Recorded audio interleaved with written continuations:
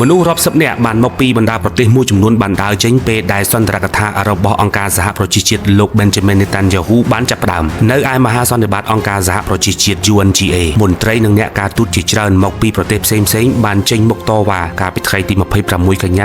2025 ការដើរចេញគឺជាបាតុកម្មការទូតដោយចេតនាប្រឆាំងទៅនឹងសន្ទរកថារបស់លោក Benjamin Netanyahu ដែលរួមបញ្ចូលការរិះគន់យ៉ាងខ្លាំងទៅលើបណ្ដាប្រទេសលោកខាងលិចដែលទទួលស្គាល់ភាពជារដ្ឋរបស់ប៉ាឡេស្ទីននិងសកម្មភាពយោធារបស់អ៊ីស្រាអែលនៅតំបន់កាហ្សាអ្នកការទូតជាង100នាក់មកពីជាង50ប្រទេសបានពហិការក្នុងការដើរចេញដោយទុកឲ្យផ្នែកធំនៃសារមហាសន្និបាតនៅទទេខណៈដែលលោក Benjamin Netanyahu បានចាប់ផ្ដើមនិយាយច្រកចេញដ៏ធំនេះត្រូវបានគេរាយការណ៍យ៉ាងទូលំទូលាយថាជាសញ្ញានៃការកើនឡើងភាពឯកោខាងការទូតរបស់អ៊ីស្រាអែលចំពេលមានចំនួននៅតំបន់កាហ្សាដែលកំពុងបន្តក្រុមហាម៉ាស់និងរដ្ឋមន្ត្រីប៉ាឡេស្ទីនបានសាទរការដើរចេញជាភស្តុតាងនៃភាពឯកោរបស់អ៊ីស្រាអែលលើឆាកអន្តរជាតិលោក Netanyahu បានពន្យល់នៅ UNGA ថាចំនួននៅតំបន់កាហ្សាថាជាផ្នែកមួយនៃការប្រយុទ្ធយ៉ាងទូលំទូលាយប្រឆាំងនឹងការគំរាមកំហែងភេរវកម្មនៅក្នុងតំបន់ដែលដឹកនាំដោយអ៊ីរ៉ង់រួមទាំងសម្ព័ន្ធមិត្តដែលបង្កភាពភ័យខ្លាចទោះបីជាមានការរិះគន់និងការតវ៉ាជាសកលកើនឡើងក៏ដោយក៏លោក Netanyahu បានអះអាងពីការបដិញ្ញាចិត្តផ្នែកយោធា